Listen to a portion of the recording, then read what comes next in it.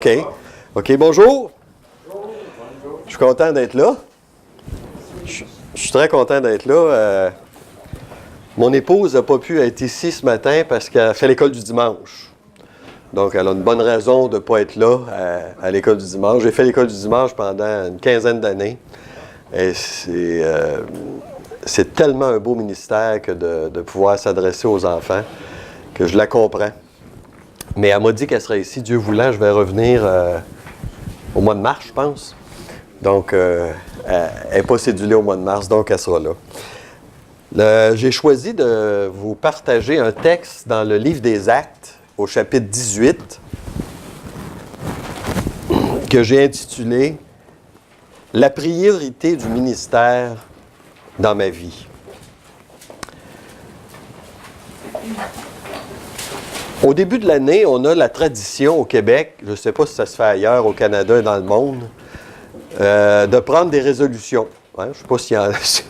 Ça vous dit quelque chose, je ne sais pas si vous en prenez ou vous n'en prenez pas, mais on a cette tradition-là d'essayer de se remettre les pendules à zéro puis de changer des choses. Des fois, dans notre vie, il y en a que c'est...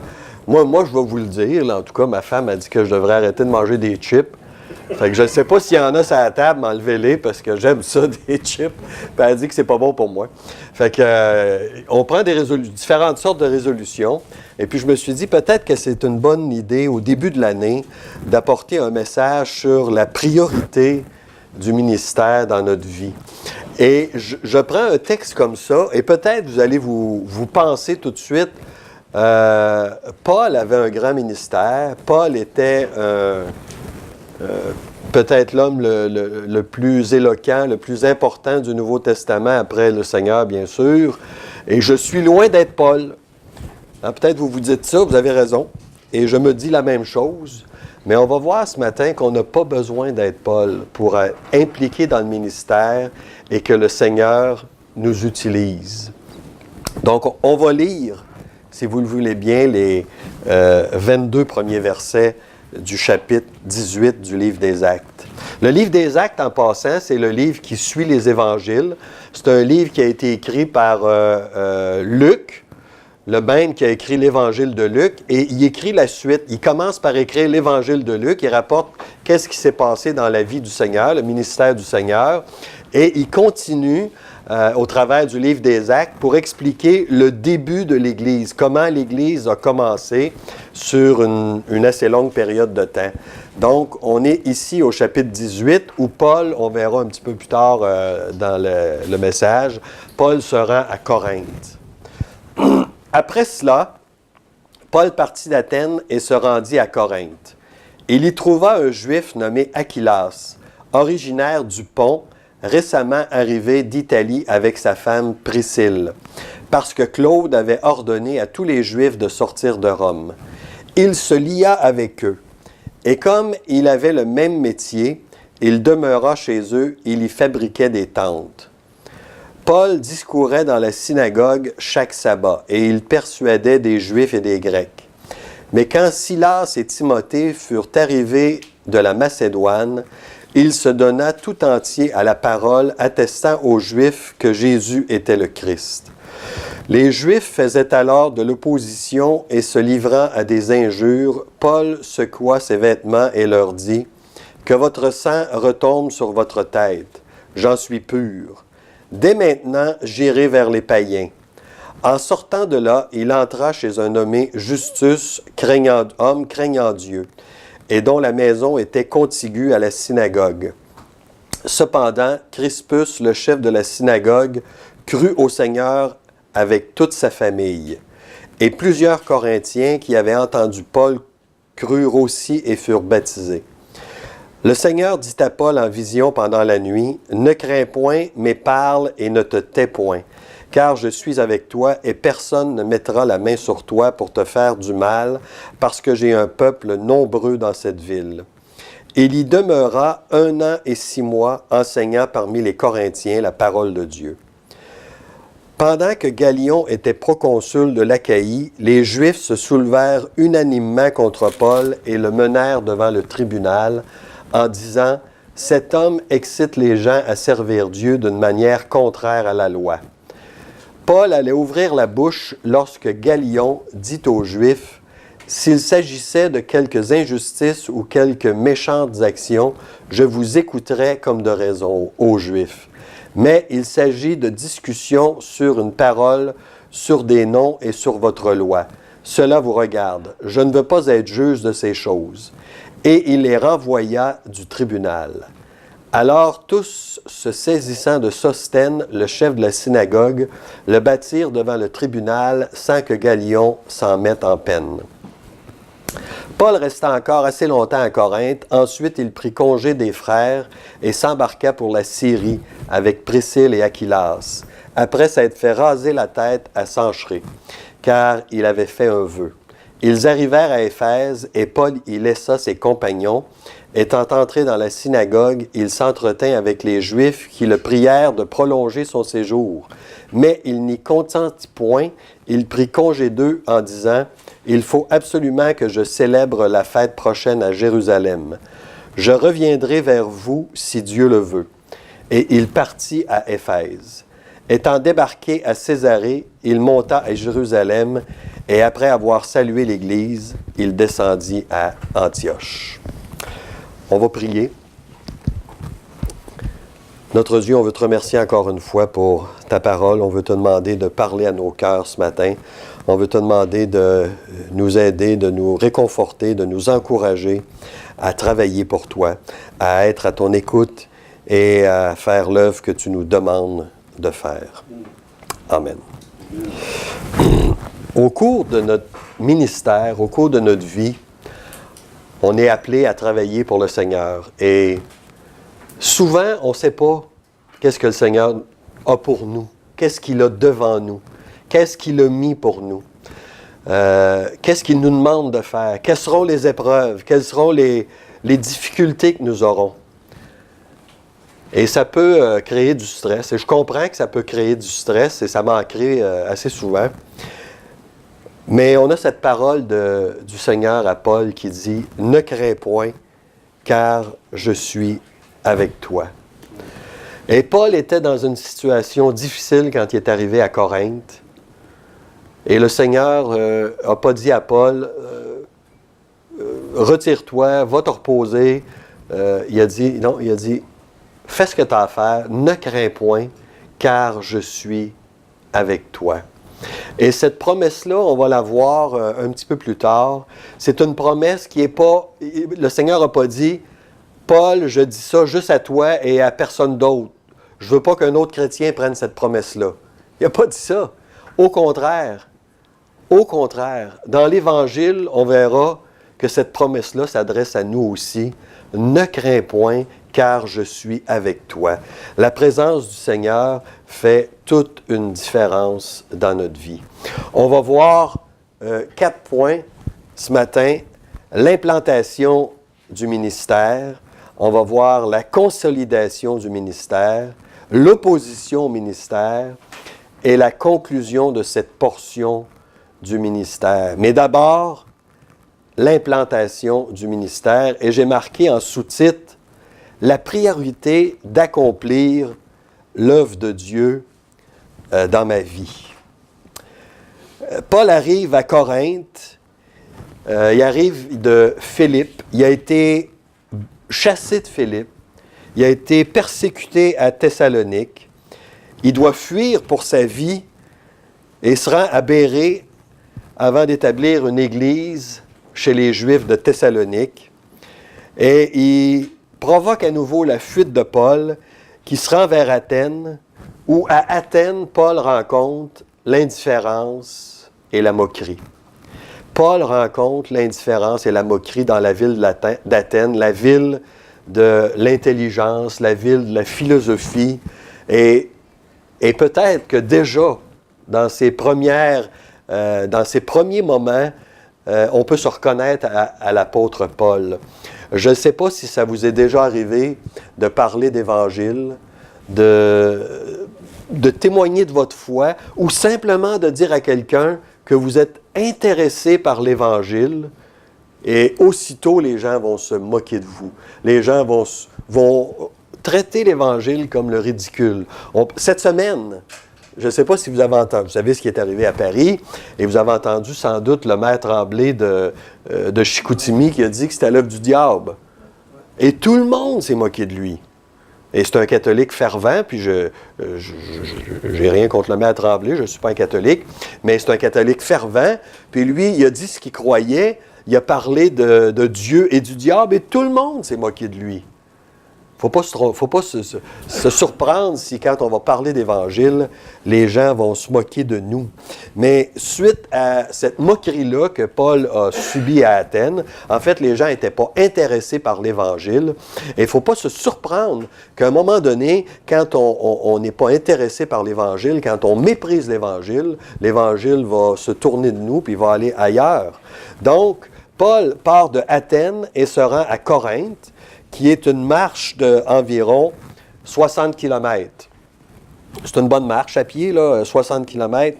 La ville de Corinthe était une ville de 250 000 habitants au temps de l'apôtre Paul. C'était une très grosse ville, beaucoup plus grosse qu'Athènes, peut-être 10 fois plus grosse qu'Athènes, parce que Corinthe avait 2 ports de mer et c'était une ville qui était extrêmement populaire, une ville que les gens visitaient, une ville commerciale, une ville qui était remplie de gens de toutes sortes de cultures. Et Paul s'en va vers Corinthe. Il quitte la ville de la culture, de l'information, pour aller dans la cité, on pourrait dire la grande cité, mais Corinthe, on va dire les vraies affaires, c'était la ville de l'immoralité, la ville de la perversion. Il y avait à Corinthe une licence ou une immoralité tellement grande que c'est devenu proverbial de dire dans l'Empire grec, l'Empire romain, à cette époque, l'Empire romain, l'Empire grec avait été battu, de corinthianiser, ça voulait dire de vivre de façon immorale. Ça se disait à Rome, ça se disait à Philippe, ça se disait partout. Des gens qui avaient des mauvaises conduites, on disait d'eux qui corinthianisaient. Tellement la ville de Corinthe était devenue une ville perverse, avait été une ville perverse. Et si on veut savoir quelle sorte de ville était Corinthe, on n'a qu'à lire 1 et 2 Corinthiens et on va voir de quelle façon les Corinthiens se comportaient. C'est de cette ville-là que l'Épître aux Romains a été écrite, que l'Épître aux Thessaloniciens aussi ont été écrites. Il y avait à Corinthe, ça c'est, vous voyez la montagne, ça s'appelle l'Acrocorinthe, c'était une montagne qui était en dehors un petit peu de la ville de Corinthe, et il y avait un temple, le temple de Vénus, ou le temple d'Aphrodite, qui se dressait au sommet, je reviens à l'Acrocorinthe, qui se dressait au sommet de l'Acrocorinthe. Avant Paul, je dois dire, le temple de Vénus ou d'Aphrodite, c'était avant Paul, mais quand même, au temps de Paul, cette mentalité-là était restée. Et les historiens disent, plusieurs historiens disent que 1000 prostituées par jour, parce que c'était ça, hein? Le temple d'Aphrodite, c'était un temple de prostitution. 1000 prostituées par jour. N'oubliez pas qu'il y avait 250 000 habitants à Corinthe. 1000 descendaient de l'Acrocorinthe dans la ville l'après-midi et le soir pour exercer, on va dire, leur ministère. On va dire ça comme ça, là. Donc, vous avez une idée de qu'est-ce qui se passait à Corinthe. Et ces choses-là n'étaient pas mal vues, au contraire, c'était religieux, c'était encouragé. Donc, à Corinthe, je vous lis quelques versets dans l'Épître aux Corinthiens, juste pour vous montrer un peu dans 1 Corinthiens 6.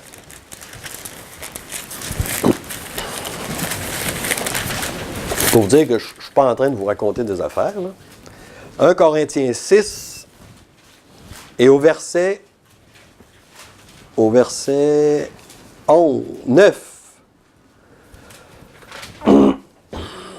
Au verset 9, « Ne savez-vous pas que les injustes n'hériteront point le royaume de Dieu?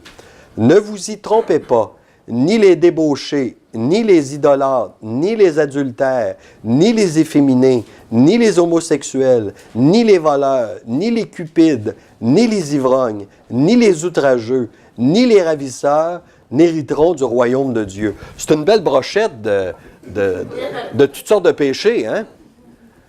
Mais regardez la suite. C'est là ce que vous étiez, quelques-uns d'entre vous.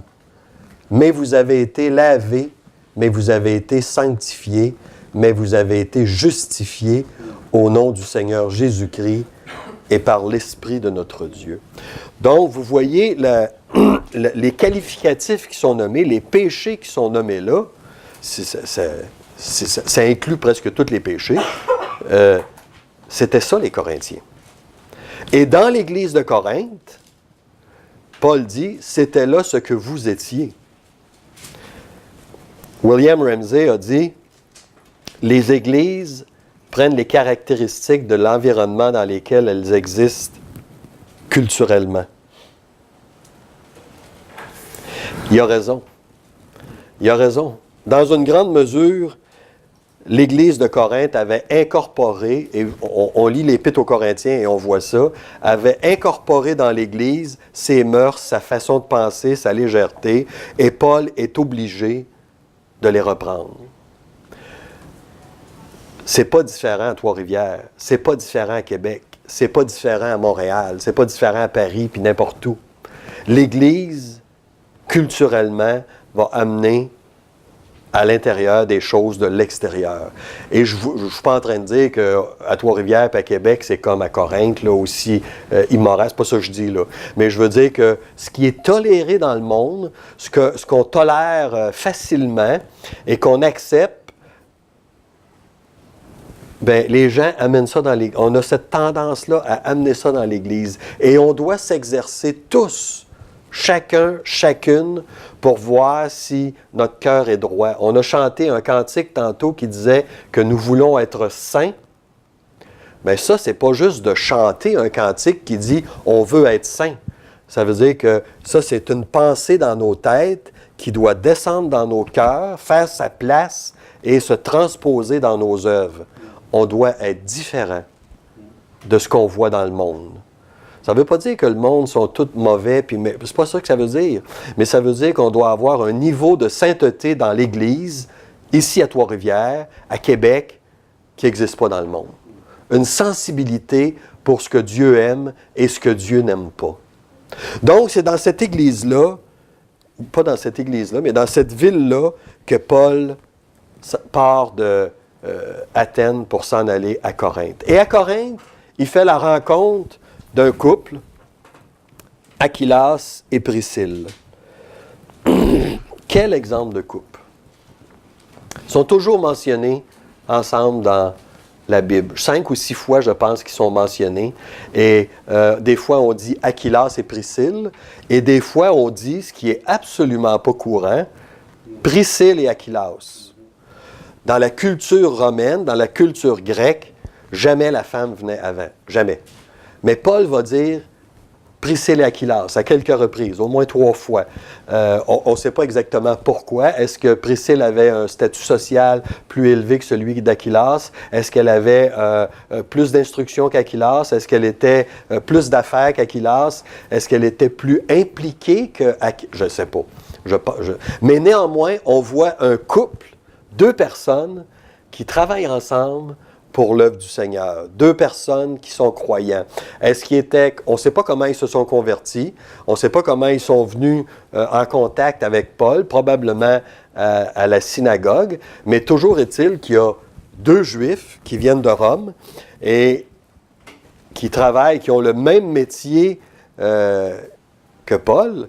Et là, j'ai appris qu'on avait 2 frères qui avaient le même métier ici. Fait que c'est peut-être un addon.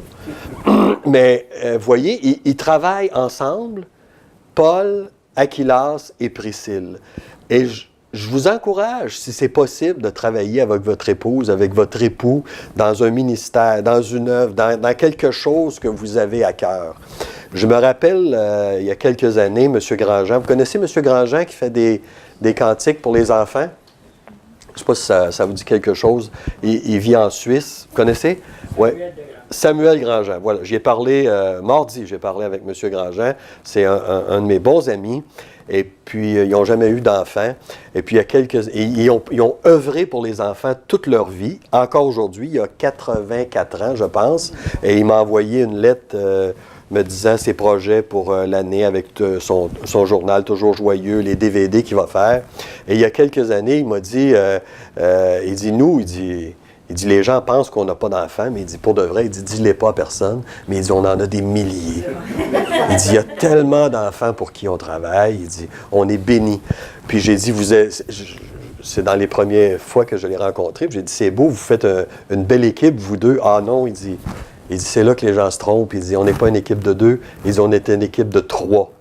Il dit, Dieu fait partie de notre équipe. Ou il dit, en fait, c'est nous qu'on fait partie de son équipe. Et c'est ça, le travail avec Dieu. Travaillons avec Dieu. Mais toujours est-il que Paul et Aquilas, pas Paul et Aquilas, mais Priscille et Aquilas travaillaient ensemble avec Paul. Et en attendant le soutien financier qui va venir de Philippe et des autres villes que Paul avait visitées, de Thessalonique. Paul travaille de ses mains, et c'est marqué au verset 4, « Paul discourait dans la synagogue chaque sabbat, il persuadait des Juifs et des Grecs. » Il persuadait des Juifs et des Grecs. Il parle dans la synagogue à chaque jour, pas à chaque jour, mais à chaque sabbat, à chaque samedi. Et persuader, ça veut dire essayer de convaincre par des arguments raisonnables.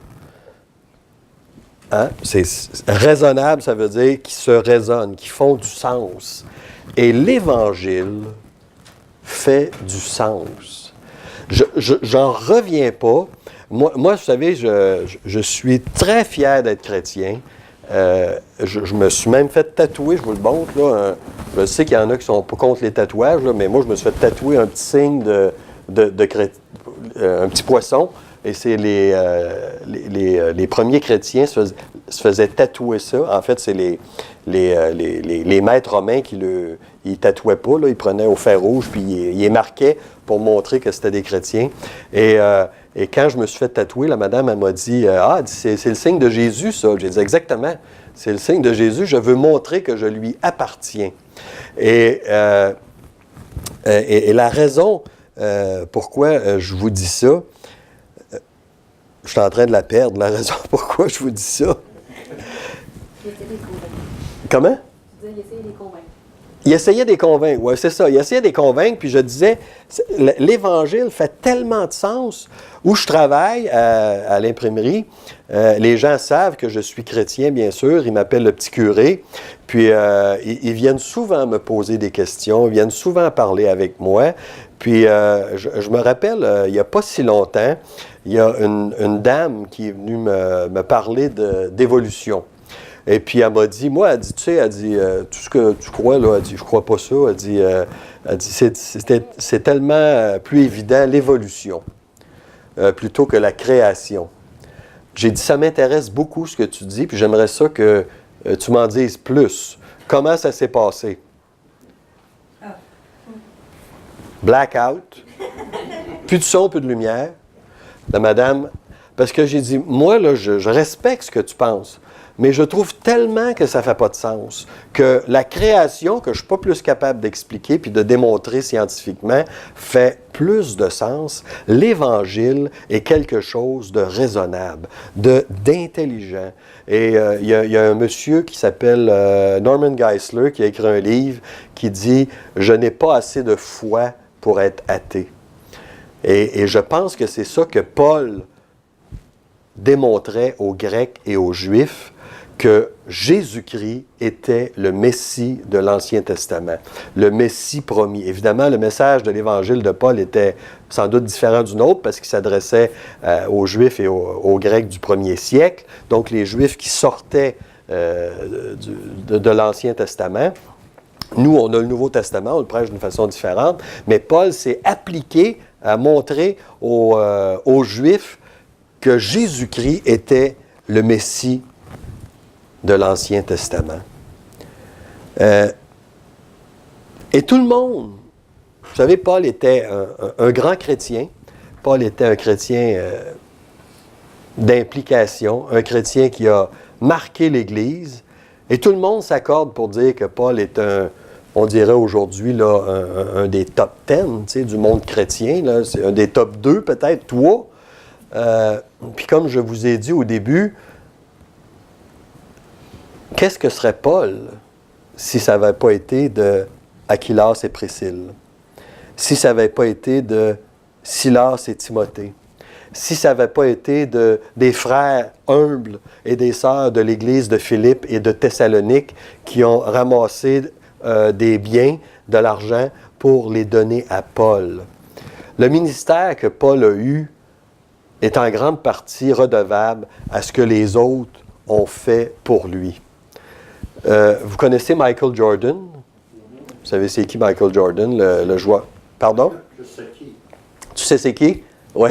Michael Jordan, le grand joueur de basketball, a dit il y a bien des soirs que j'ai paru meilleur que j'étais parce que mes coéquipiers m'ont fait paraître meilleur. Ça, c'est le travail d'équipe. Et l'Évangile, c'est un travail d'équipe. Le ministère, c'est un travail d'équipe. Et si vous pensez que vous n'avez pas un rôle prédominant, le premier rôle, celui d'aller... vous avez des moyens limités, vous n'avez pas les moyens d'aller annoncer l'Évangile, sachez que vous avez un Seigneur qui, lui, est illimité. Et on est tous limités, toute la gang, mais on a un Seigneur qui est illimité. Et ce qu'on fait pour lui, que ce soit de prier pour le ministère, de prier pour ceux qui vont cogner aux portes, de prier pour l'école du dimanche, de prier pour le ministère d'enseignement, de prier pour tous les ministères. La prière, c'est un ministère absolument essentiel. Et on ne peut pas dire, vous savez, il y a la prédication, puis il y a l'école du dimanche, puis il n'y a pas de rang comme ça, là. Dieu n'a pas plus besoin du prédicateur qui a besoin du moniteur d'école du dimanche, qui a besoin de... Il aurait pu envoyer des anges pour faire son œuvre. Mais il a choisi de travailler avec nous et au travers de nous, qui que nous soyons. La hiérarchie dans l'Église, là, ça n'existe pas. Ça n'existe pas, ça. Dieu a besoin de chacun de nous. Chacun de nous devons exercer une partie du ministère. Vivre l'opposition à cause de l'Évangile. C'est marqué, il se donna tout entier à la parole, attestant que Jésus était le Christ. Inévitablement, quand on fait ça, si vous travaillez pour le Seigneur, attendez-vous à vivre de l'opposition. L'ennemi ne perd pas de temps avec ceux qui ne sont pas dangereux. Jamais. Et si vous n'avez jamais d'opposition, vous n'avez jamais de difficulté dans votre vie chrétienne, ça devrait être une petite lumière, là. Il y a quelque chose, là. Il y a quelque chose là, de peut-être pas normal. De vivre l'opposition, je ne dis pas que le Seigneur ne bénit pas, mais je dis que de vivre l'opposition, c'est tout à fait normal. Et ça ne veut pas dire qu'on ne sera plus capable d'acheter au magasin, qu'on ne sera plus capable de manger. Ça peut juste dire qu'on va peut-être être méprisé, qu'on va sentir un regard des autres, un regard qui nous juge, que peut-être ouvertement les autres vont se dire qu'ils ne sont pas d'accord avec nous. Mais vivre de l'opposition à cause de l'Évangile, Paul en a vécu et on va en vivre. Le Seigneur a dit qu'on ne sera pas plus grand que le Maître. Mais avant de faire le point 2, vivre l'opposition, je ne vous demande pas de me le raconter, là, mais est-ce que vous seriez capable de vous raconter la dernière fois que vous avez vécu de l'opposition? Est-ce que vous vous en rappelez? Est-ce que ça vous est arrivé ou si ça fait tellement longtemps que ça vous est jamais arrivé? Et comme je vous dis, là, je ne levais pas la main, là, mais personnellement, est-ce que vous pouvez dire « Oui, je dérange l'ennemi. Je dérange les forces qui sont contre l'Évangile? Parce que j'ai vécu de l'opposition. C'est à vous de répondre. Deuxième point, la consolidation du ministère ou la priorité d'obéir à Dieu dans ma vie. Dieu va encourager Paul et va confirmer l'utilité de son ministère. L'Évangile fait son chemin dans le chef de la synagogue. C'est pas n'importe qui, là. C'est le chef de la synagogue. Ça ne veut pas dire que c'est lui qui parlait à tous les samedis. Ça veut dire que c'est le... On va dire, pour comprendre le langage, c'était le bédo de la synagogue. C'était lui qui avait à organiser les affaires de la synagogue. C'est quand même quelqu'un d'important chez les Juifs de Corinthe. Et l'Évangile fait son chemin dans sa vie. Et plusieurs Corinthiens aussi vont se tourner vers l'Évangile. Justus, entre autres. Quel exemple pour nous de voir des gens comme le chef de la synagogue, comme Justus, se tourner vers l'Évangile, et aussi des gens plus modestes. Considérez, frères, que parmi vous qui avez été appelés, il n'y a ni beaucoup de sages selon la chair, ni beaucoup de puissants, ni beaucoup de nobles. L'Évangile s'adresse à tout le monde. Il n'y a personne qui est au-dessus du besoin de l'Évangile. Les gens du peuple, les gens religieux, les gens de haute société ont besoin de l'Évangile. Et non seulement ils ont besoin de l'Évangile, mais Dieu sauve des gens à travers toutes les classes de la société, à travers toutes les races, à travers tout le monde. Dieu est actif à travers vous. À travers vous, Dieu va aller chercher son peuple. Et c'est ce que Paul a fait à Corinthe.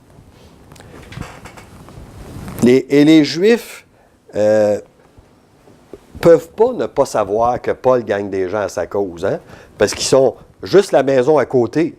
Juste la maison à côté, c'est la synagogue, puis la porte à côté, c'est la maison de Justus qui lui ouvre sa maison à l'Évangile. Donc, les Juifs ne peuvent pas savoir ce qui se passe à côté, et évidemment, ça va créer des problèmes. Déjà, il y a une église qui prend forme. Déjà, il y a, un peu comme ici, en fait, hein? On pourrait dire que c'est quasiment comme à Corinthe. T'sais, à l'intérieur d'une maison, c'est en train de bouger. L'Évangile travaille, l'Évangile gagne des gens se convertissent à Jésus-Christ, et les Juifs sont mécontents, et comme je vous dis, ils ne peuvent pas ne pas savoir. Donc, il y a une opposition qui se fait à Paul. Paul, probablement, qu'il vit des choses dérangeantes. Il y a un stress dans sa vie. Et Paul dira dans l'Épître aux Corinthiens, dans 2 Corinthiens, je pense, dans 1 Corinthiens 2,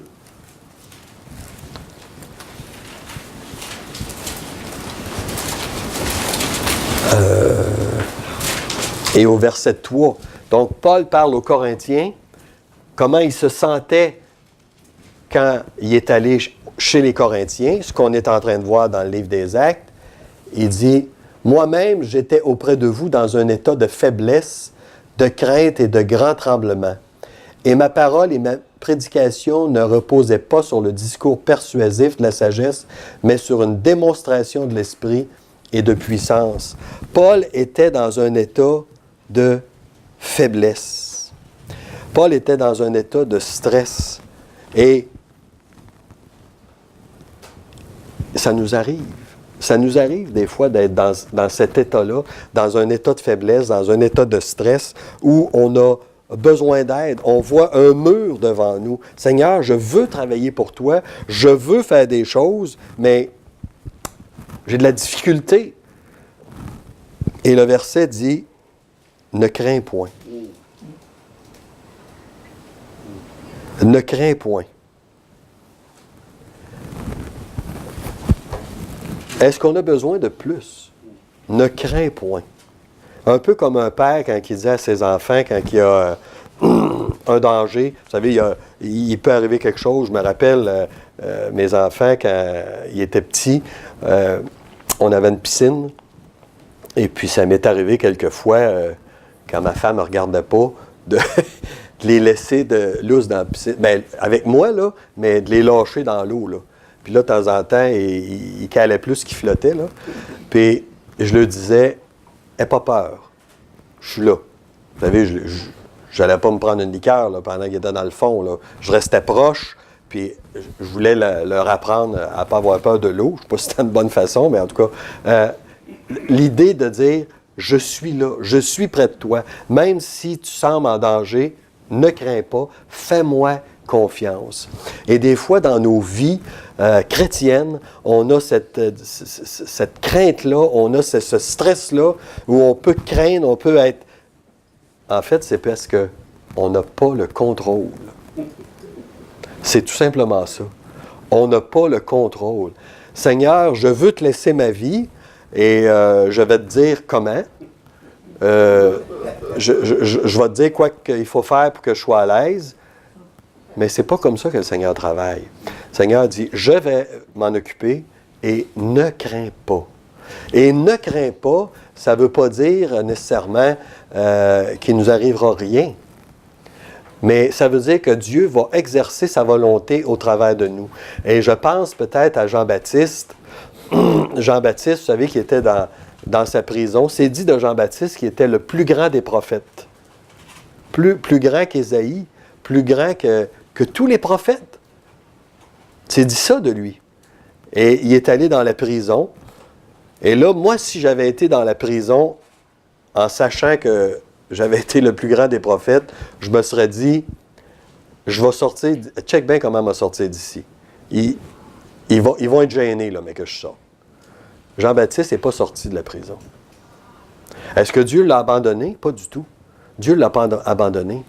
Jean-Baptiste est demeuré le plus grand des prophètes, mais Dieu a exercé sa volonté à travers sa vie. Et pour nous, peut-être, ne crains pas, ça ne veut pas dire, il ne t'arrivera rien, tu vas avoir de l'argent, tu vas être heureux, tu ne seras pas malade, tu vas avoir un bon travail, tes enfants. C'est pas ça que ça veut dire. Ça veut dire, fais confiance à Dieu. Ne crains pas et avance, c'est moi qui travaille. C'est ça que le Seigneur dit. Il dit, ne crains pas, car j'ai un peuple nombreux dans cette ville. Il y avait un groupe de personnes à Corinthe qui avaient un rendez-vous avec Dieu. C'est peut-être le cas aujourd'hui. Il y a peut-être des gens qui ont un rendez-vous avec Dieu aujourd'hui. Et Dieu envoie Paul à Corinthe parce qu'il y a des gens là et il sait que ces gens-là lui appartiennent.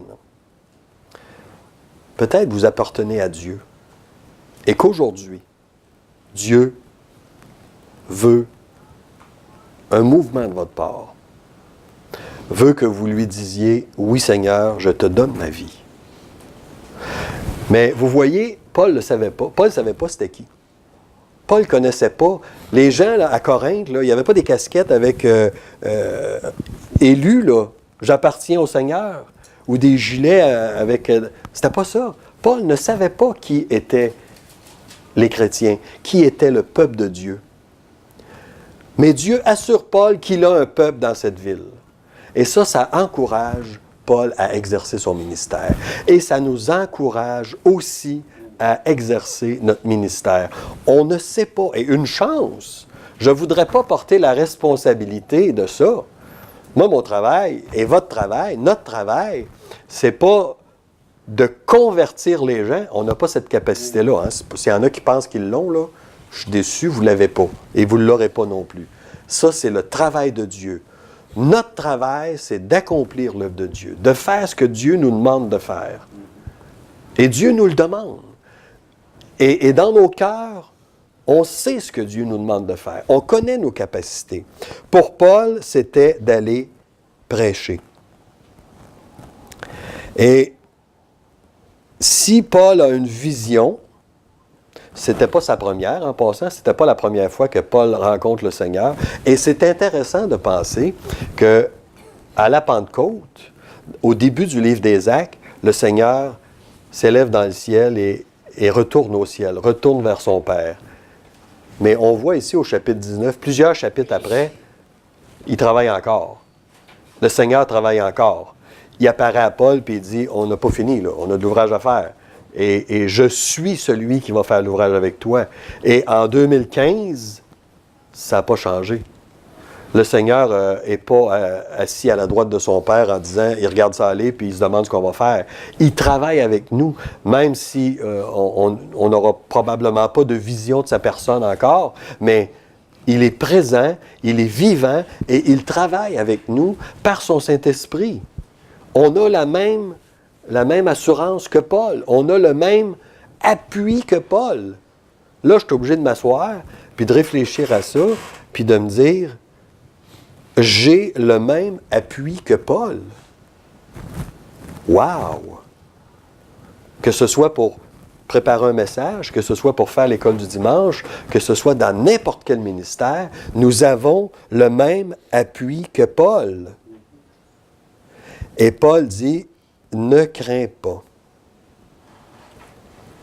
C'est les mêmes paroles que Dieu a prononcées dans l'Ancien Testament. Dieu a prononcé à plusieurs reprises, ne crains pas. Entre autres, je vous cite un verset dans Ésaïe 43, versets 1 et 3, où Dieu dit, dans la version second, ça dit, « Si tu passes par les eaux, je serai avec toi. » Ésaïe 43, versets 1 à 3. Et dans la version Darby, qui est mieux traduit, ça dit « Quand tu passeras par les eaux, je serai avec toi. » Et il y a deux promesses dans ça. La première, c'est qu'on va passer par les eaux. On sera éprouvé. Ça, c'est une promesse que Dieu nous fait. Et la deuxième, c'est « Je serai avec toi ». La même promesse que Dieu a faite à Paul dans Acte 18, « Je serai avec toi ». Est-ce que votre ministère, est-ce que votre implication dans l'Église ou votre implication pour le Seigneur serait différente si vous aviez cette promesse que le Seigneur a faite à Paul?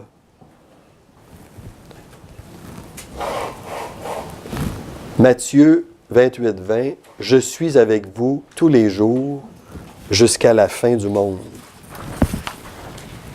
Vous avez cette promesse. Nous avons cette promesse que Dieu est avec nous tous les jours. Tous les jours. Jour après jour, Dieu est avec nous. Ça devrait changer notre ministère. Ça devrait changer notre façon de travailler, notre façon d'être. Et j'ai un autre petit... j'ai choisi Dieu ou Dieu m'a choisi. Qui a choisi qui? Voyez, le texte nous montre clairement que Dieu a choisi un peuple. Dieu s'est choisi un peuple. Mais d'aucune façon, ça enlève la responsabilité de l'homme. Parce que Paul a dit aux Juifs que votre sang retombe sur votre tête. Ça veut dire que vous serez responsable de vos décisions. Et ça, là, vous serez responsable de vos décisions. En quelque part, il faut s'asseoir et réfléchir à ça, là. Quand on est placé face à l'Évangile, on a le choix d'accepter ou de refuser. On ne pourra pas dire à Dieu, mais ce n'est pas de ma faute. On va être tenu responsable.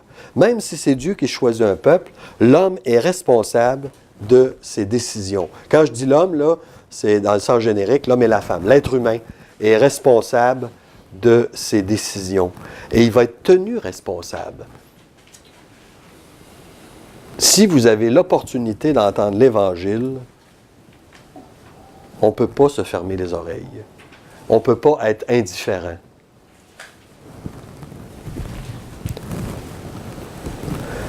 Une des leçons que le texte nous montre ou nous donne, c'est que Paul est sous la direction du Seigneur au moment où le Seigneur décide.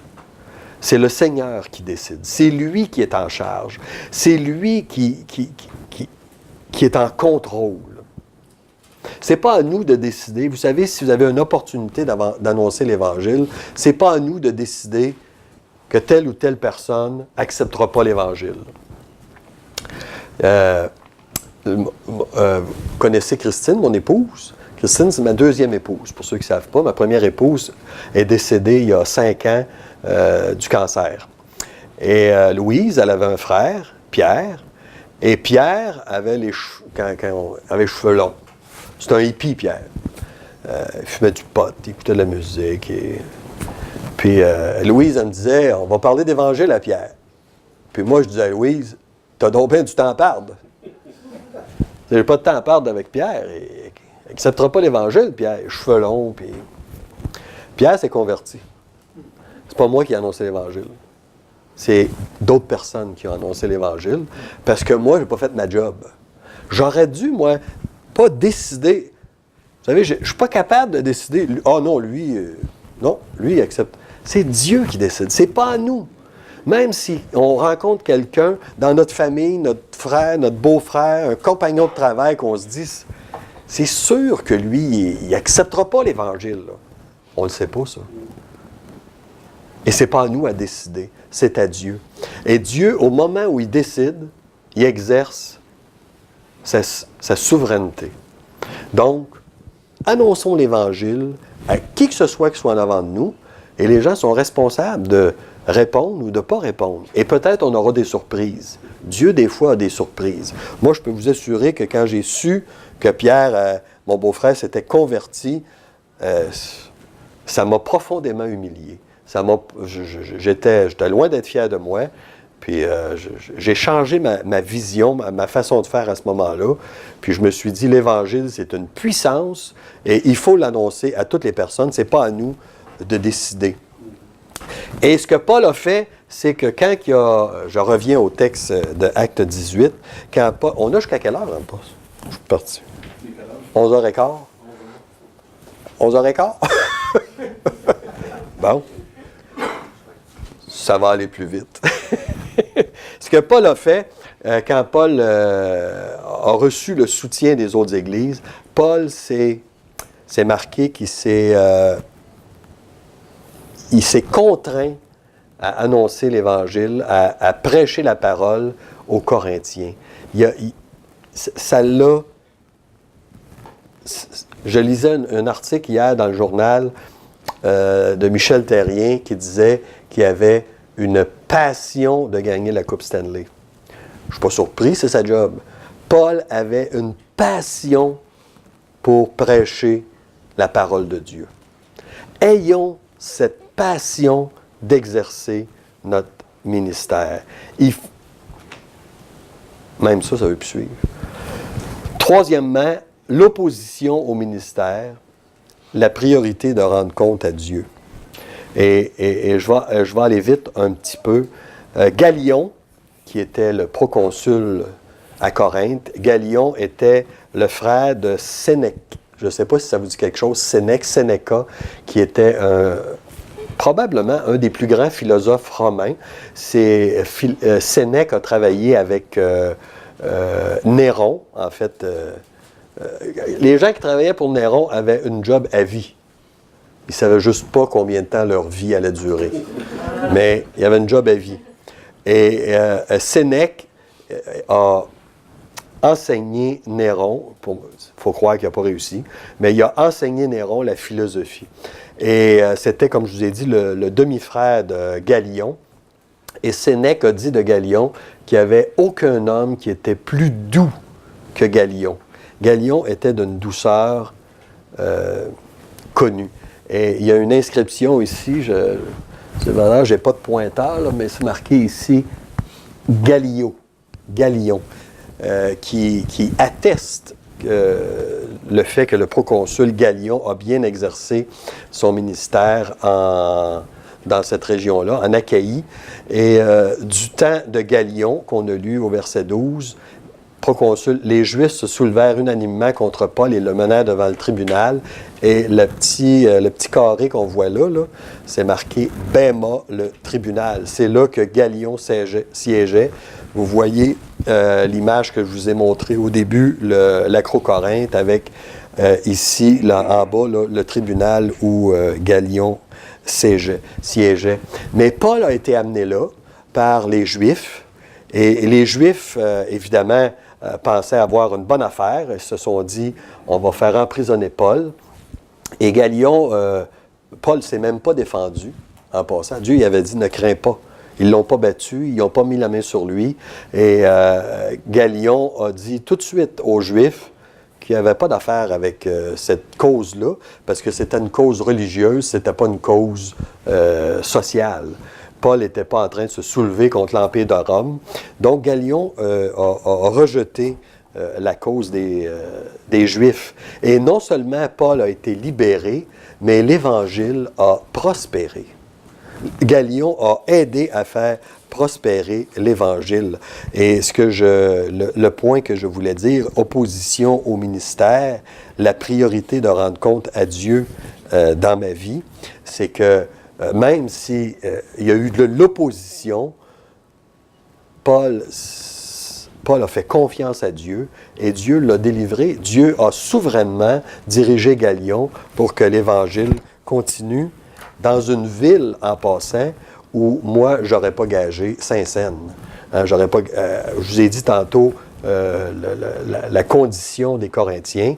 Je n'aurais pas gagé cher sur le ministère de Paul, mais c'est Dieu qui dirige toutes choses.